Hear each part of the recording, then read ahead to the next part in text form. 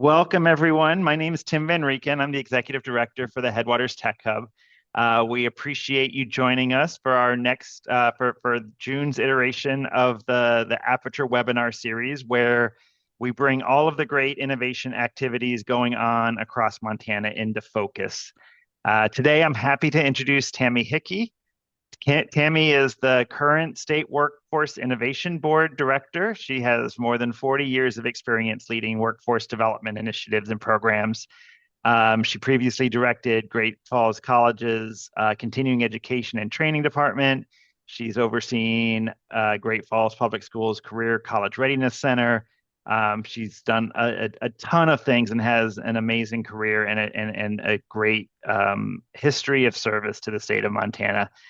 She's drawn on experience from nonprofit sector, public, private, small business settings, really strong understanding of what it takes to build a strong talent pipeline. And now she's very deeply involved in the governor's 406 Jobs initiative to modernize and strengthen Montana's workforce system. We're really excited that she's able to be here and give us an update today on how things are going with that initiative. Please, if you have questions, put them in chat or save them to the end. And I'm happy to turn it over to Tammy. Thanks for being with us today, Tammy. Thank you so much, Tim. And thank you, Courtney. The technical difficulties and people that waited, thank you. That was me, operator error. My name is Tammy Hickey, and I am the new director for the State Workforce Innovation Board, and it is an honor to be here. I'm going to give you just a little bit of background from 406 Jobs. A lot of people are familiar, but I'm going to kind of go through how we got here and where we're at now. We're 6 months into this, and so we'll just start there.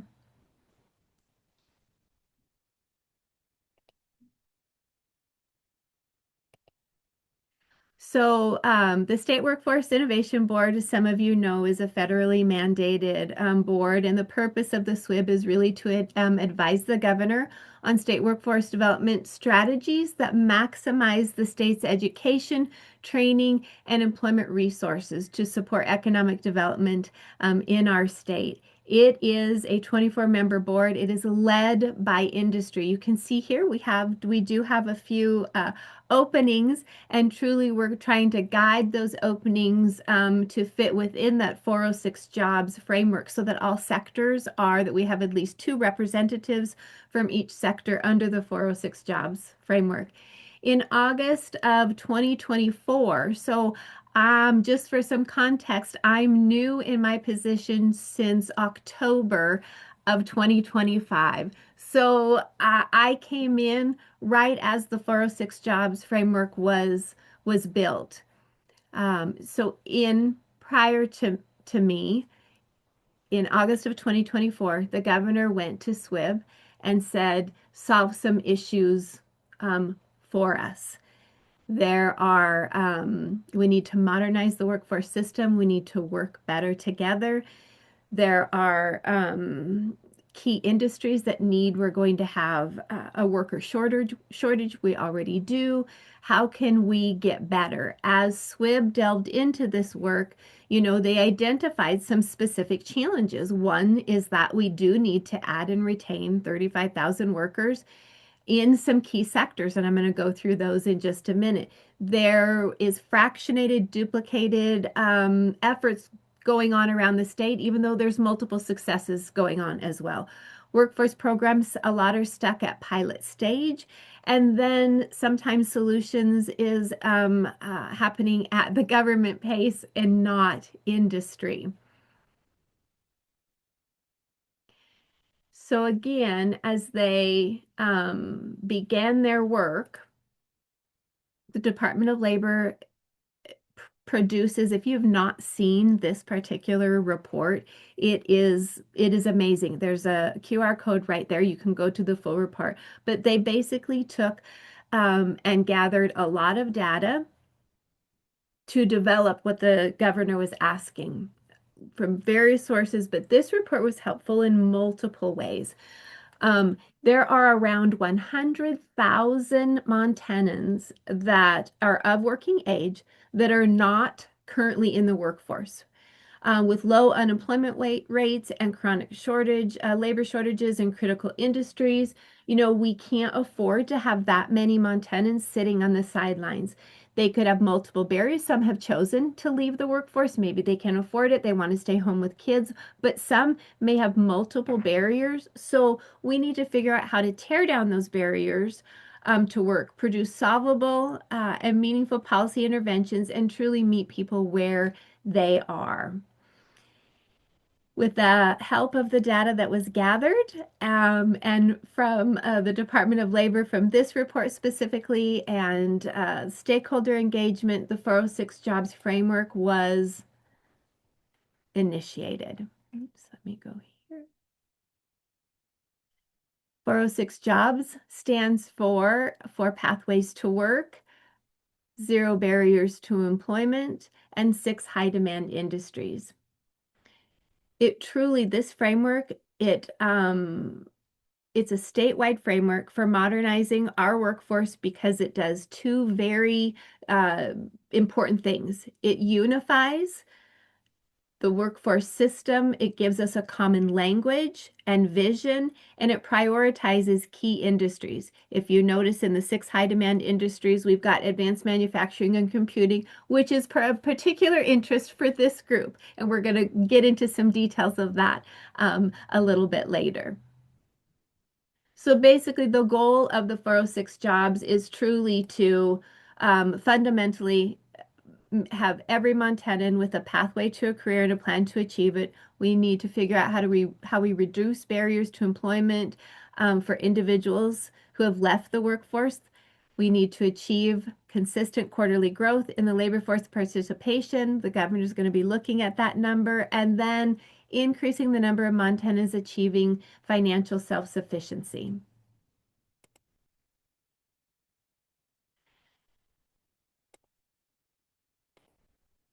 So on August 11th of 2025, the governor signed Executive Order 5-2025 announcing the 406 Jobs Initiative as recommended by SWIB. The executive order is a bold vision for Montana's workforce, and it highlights some really important things. That number one, this is not a government-run initiative, but it's rather led by industry and employers. It designates the SWIB as the lead entity for implementation and directs state agencies to collaborate better. And it prioritizes and directs Montana to embrace AI and automation modernization. Montana truly is in a great position to lead in this area. As soon as right after the executive order, the governor gave SWIB until November 11th, I think it was, to come up with a year 1 work plan. That was presented to him. We were on time with that. He approved it at the beginning of the year. So like right now we are 6 months into this year 1 work plan. Excuse me. At the SWIB quarterly meeting in July, which will be in Missoula, we will be reporting some of the data metrics and movement in each of these priorities. And so if you think of the framework, like this is going to be continual. This year 1 work plan, we're going to look at what we've accomplished. We'll have to start planning what's going to be in year 2. Where did we move the needle? What did we get accomplished? When I look at this, some of those barriers like childcare, that's a continual. That'll be definitely in 2 year. Childcare is the backbone of all of the other workforce sectors. So the year 1 priorities were approved. We're 6 months in. How are we doing? Well, stay tuned for in July. I took the 406 jobs framework and I just wanted to present this visual for those 12 priorities that were in the year 1 work plan and kind of where they fit in. You can see here where the 12 priorities fit. In the four pathways recognizes the way in which people move in and out of the workforce in multiple ways and putting them all on equal footing. So, as an example, in the four pathways to work, the again, career, college, entrepreneurship, and military. We want to recognize those on equal footing. We want to encourage direct to career pathways like on the job training, registered apprenticeships, and industry recognized credentials. We also want to encourage those college pathways. We have an amazing education system in our state, and we want to encourage those pathways for those that it makes sense. We want to recognize how many people Montana, I think, is leading in the entrepreneurship world, right? We want to recognize how many people enter the workforce as an entrepreneur. And then our military presence is large here. And so I guess celebrating that and recognizing that in our workforce, but then as veterans leave, helping them go into another area of workforce in our state, right? So if you look here, the four pathways to work, registered apprenticeship, military, veteran. Oh, I've got a small screen. The JMG empowerment, that's for work readiness skills offered at our schools. And so increasing those, you can go back to the year one priorities and they fit within these sectors. The zero barriers is probably the largest area in which we can start tearing down those barriers, right? How are we preparing when we talk about prepared employers and engaged employees in a responsive system? So how are we in the AI and automation preparedness?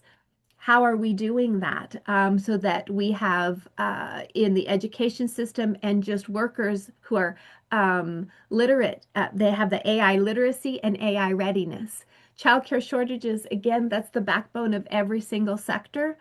How do we take individuals that have disabilities or that have been in the justice system, remove those barriers to get them into the workforce? That's a tapped market that can truly help with the workforce shortages in several of the different sectors.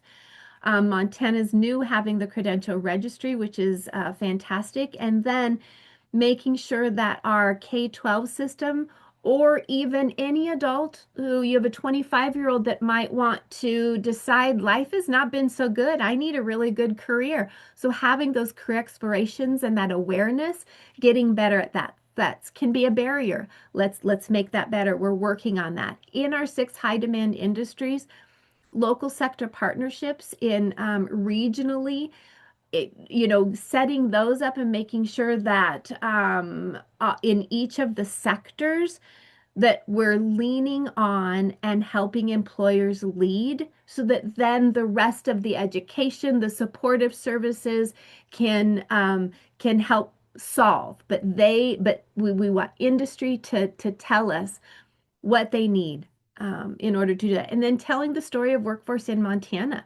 There are amazing things going on around the state, but I don't know that we do as good of a job letting everybody know.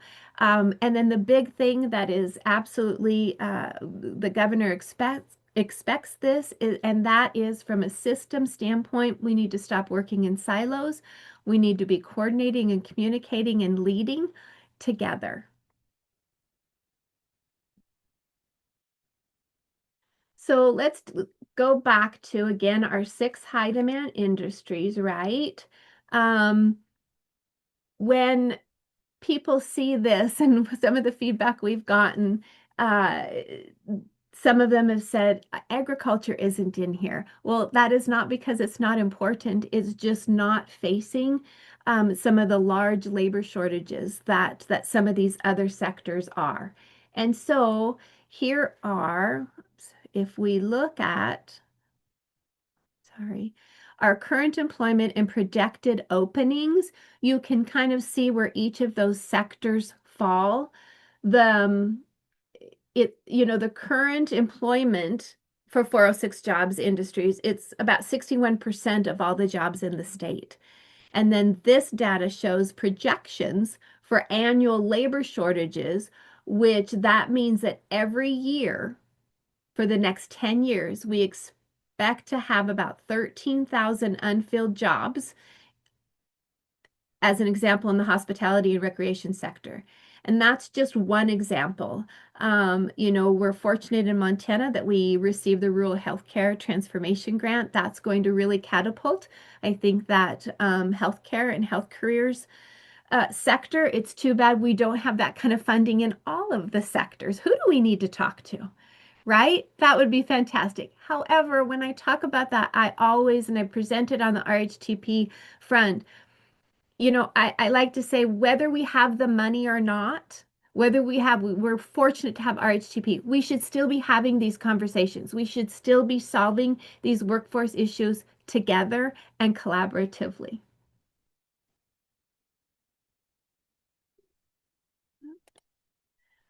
So in the events, manufacturing and computing, that it pays the highest average wage of any of the 406 sectors, which is amazing. It also makes up the smallest share of employment, which is quite interesting. Um, the average growth of 3.4% of year over year is higher than the statewide average for that advanced manufacturing and computing.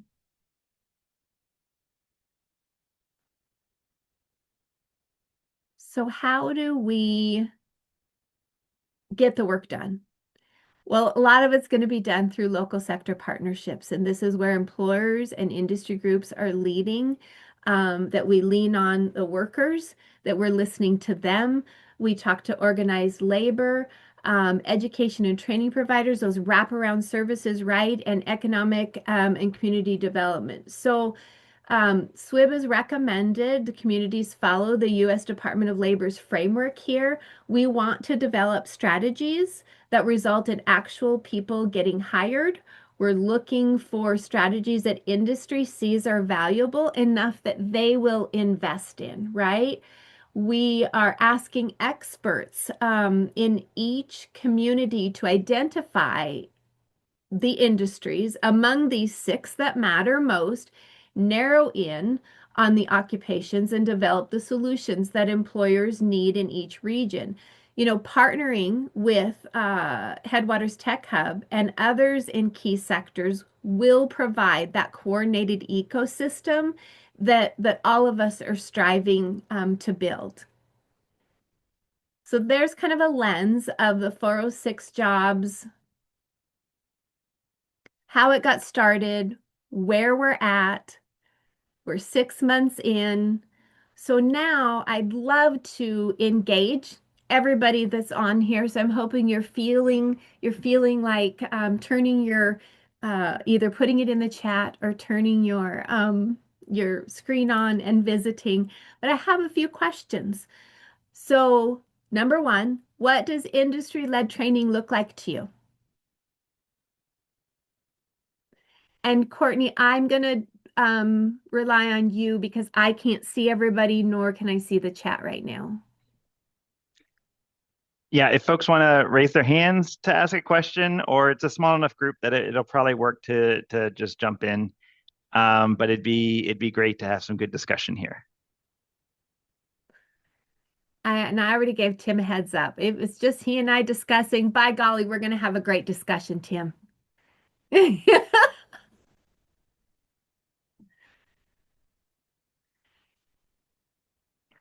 So truly, what does industry-led training look like to you?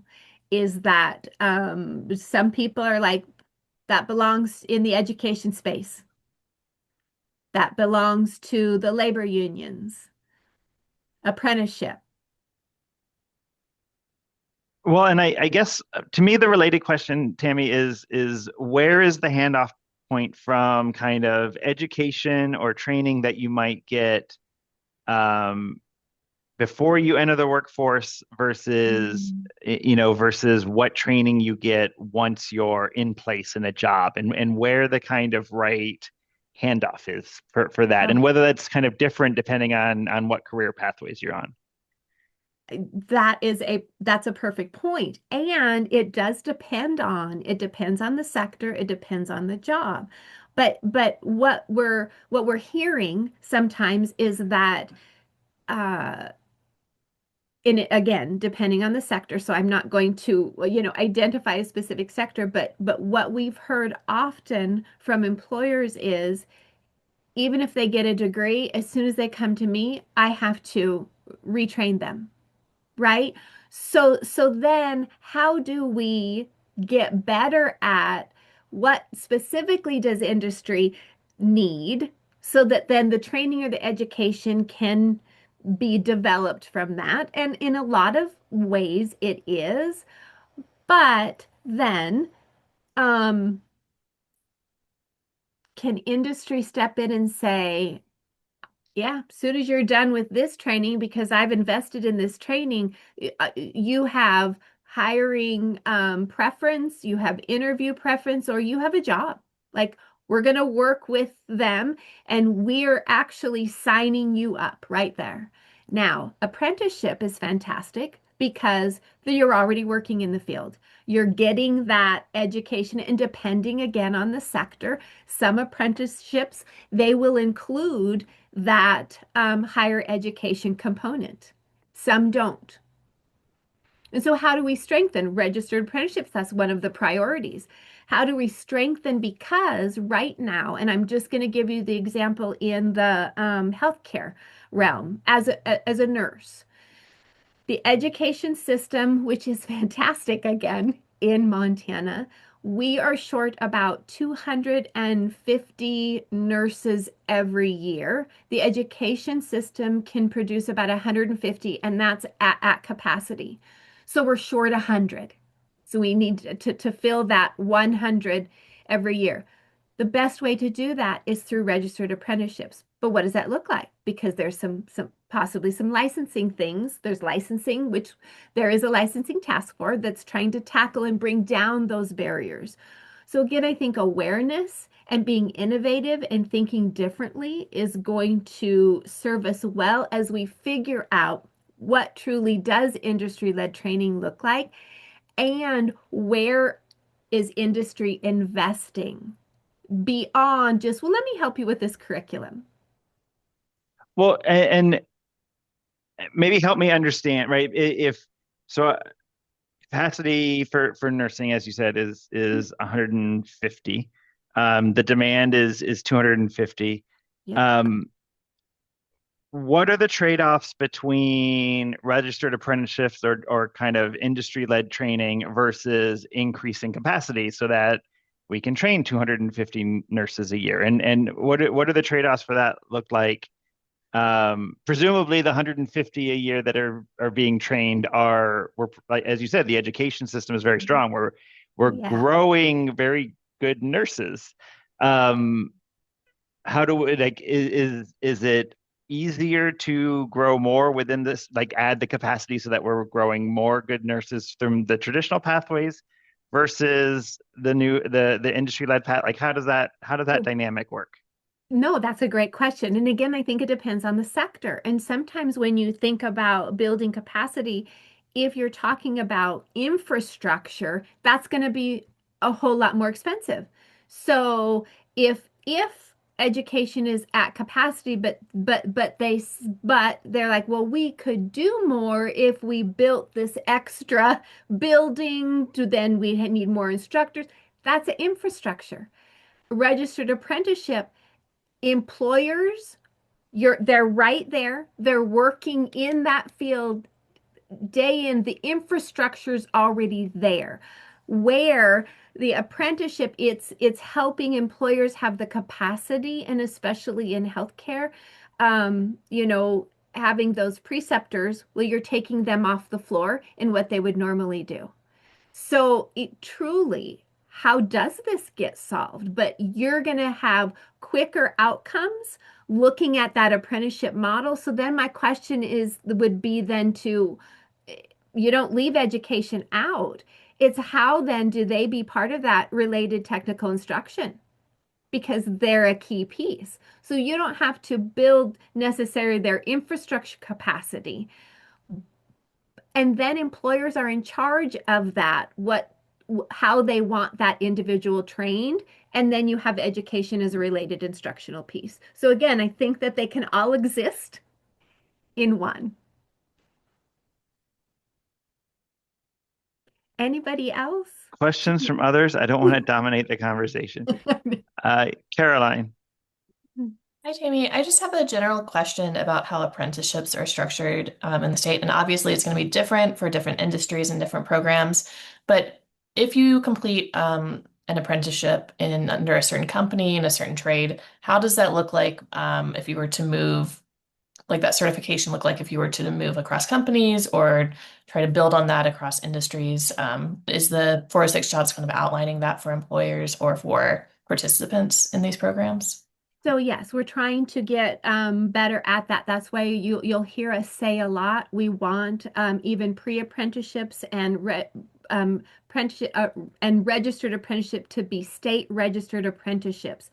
And so, yes, we're delving into that. Now, union apprenticeships, it doesn't matter where you go in the United States, those are going to be recognized. There's a few instances where colleges in our state are recognizing. Dick Anderson has an amazing, they're one of the largest commercial construction companies in the state, and they have an amazing apprenticeship model. And I think two of our community colleges recognize that apprenticeship as equal to a 2-year degree. So, I think we're getting better. It depends on the sector, but that's absolutely important. And I think that this conversation is happening in other states so that you'll see possibly that partner cross-sector state in the apprenticeship world where it'll be recognized. The key is that, you know, underwater basket weaving apprenticeship is not going to be. The key is industry led and produced and tied to a state registered apprenticeship. So again, it does depend on the sector. Great question. Thank you.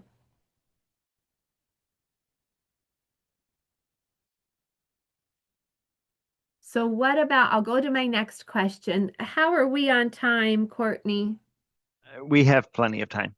Oh, okay. So how do we strengthen, and this can be in 3 components, how do we strengthen the talent pipeline, partnerships, and systems? You could take any one of those.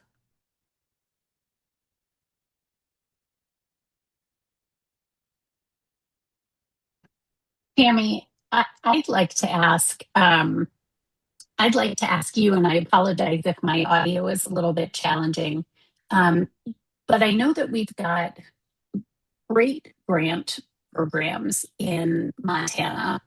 I'm thinking particularly about the primary sector workforce training grant and the incumbent worker training programs. And I'm wondering as we're thinking about the 406 jobs program, are we trying to connect that to employer resources? Are we amplifying existing employer resources? And are there more that we should be thinking about? Yes, that is a great question.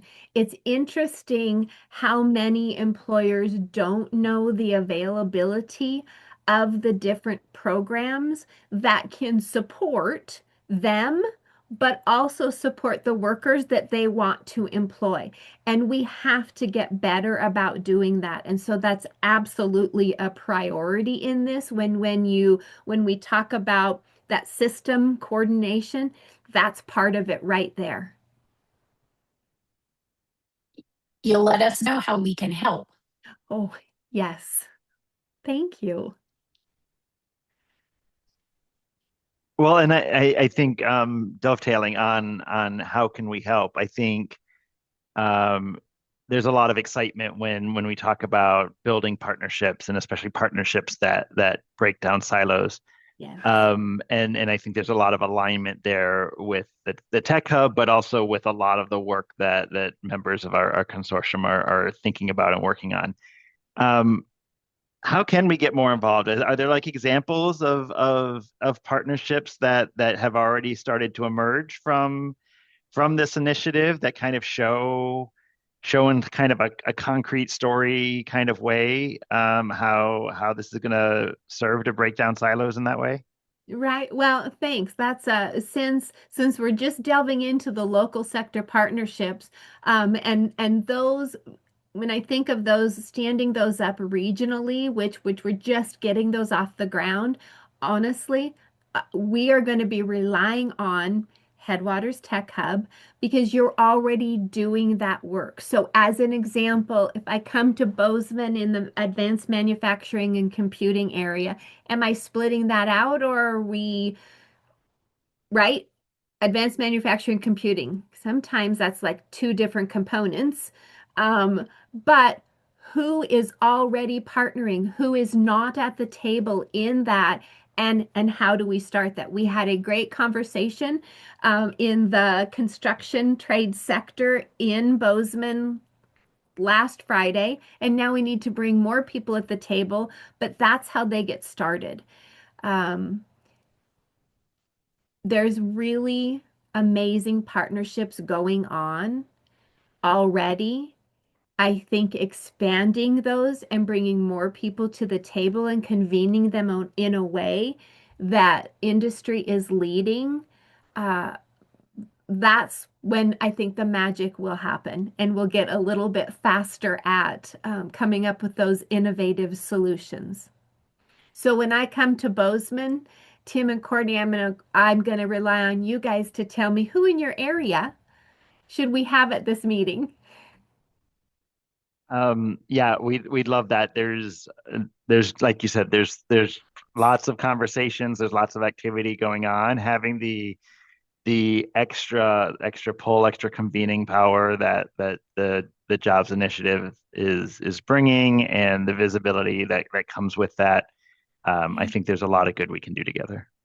Right. Well, and there are going to be, I think, different grant opportunities, different monetary opportunities to help in the different sectors, but they're all going to be tied to, are you working together? Do you have that system, right? They're going to be tied back to how is your governor leading your state workforce system? Like, how are you cohesively working together?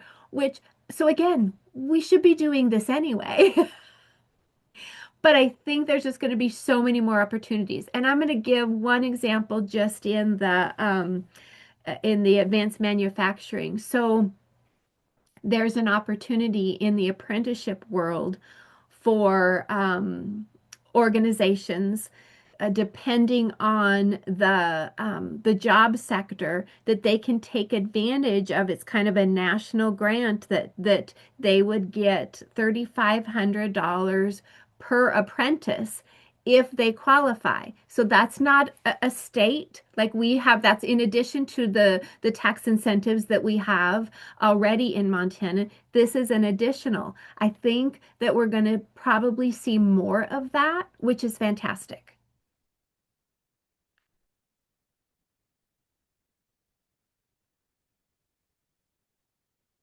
Thanks. Questions from others? I'll make a comment a little bit on the talent pipeline, and I think it gets to some of what you're talking about. And honestly, what success looks like when we think about workforce. Yeah.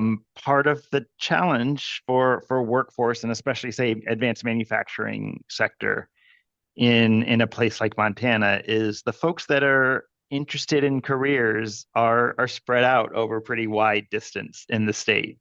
Mhm. And it's tough to get folks to commit to picking up their lives, moving to a community to do the training for X weeks, X months, or whatever it takes, um, when the job at the other end is uncertain. And so we think a lot about how do you reduce that barrier where you can do more of the training before you have to leave home, or and concentrate, like if you have to go and do hands-on pieces of it, how do you concentrate that into a smaller block of time before Mhm. you have to pick up your life, or leave responsibilities that you might be managing, the wraparound pieces of it.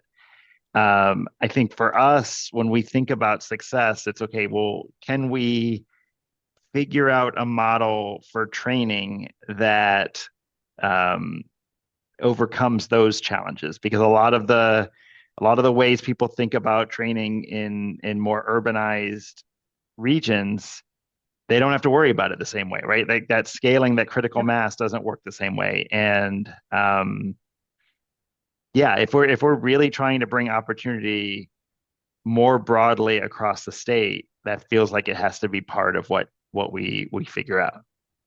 Well, it does, because you think of our rural areas, which, we want people to stay in the rural areas because we need the workforce there too. So you're right. How do we solve that problem together? Because in the larger areas, it's easy. Access, you have the access, it's right there. But in the smaller areas, not necessarily as much. And so that right there should be talked about at every local sector partnership, every convening. That should be on the forefront, instead of, how do we get everybody to move to Bozeman, or how do we get everybody to move to Missoula? Or I don't know, I think Great Falls. I'm from Great Falls. It's going to explode. Janicki Industries is coming in, like, watch out. Everybody's going to want to live in Great Falls pretty soon. But we have to think of it, and even our tribal communities too. They need to be at the table helping us solve this, because that's going to help them as well. Thanks. More questions, more discussion?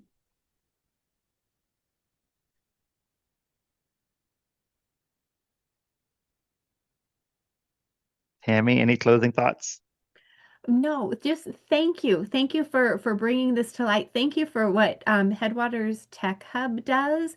And I'm really excited to come to your area and continue our partnership and keep working with everybody. And feel free to reach out to me. There's my phone number, my email. If anybody ever has questions, or want me to come to your neck of the woods and let's start solving these, I'm happy to get on the road. Well, thank you. Thanks everyone for attending today, and thank you again, Tammy, for a great presentation. I'm really excited about to see where the 406 Jobs Initiative is going to go. Just as a reminder to folks, we'll have this recording up on our YouTube channel, and you can access it through the website, and there's a whole bunch of different ways you can get at it. You can also find the previous webinars there. I do want to share before we sign off, next month our topic is going to be where our speaker is going to be the head of the new USPTO office that's based in Bozeman, Sean Wilkerson. He's the acting director for USPTO's Northwest Frontier Community Engagement Center. And Courtney will share the registration link for the webinar series in the next newsletter. You'll be able to find it on our LinkedIn feed. We'll make sure that you know how to find the registration link for that series. And then the idea there is then you can register once, and they'll populate on your calendar, and you don't have to worry about figuring out how to get on here every month. Also, if you have ideas for webinars, whether you want to self-nominate, whether you want to nominate other folks or topics that you're interested in, we do have a form for that. Courtney can post the link for that in the chat, and you can find that through our website as well. Otherwise, unless folks have any last comments or thoughts, thanks again for being here.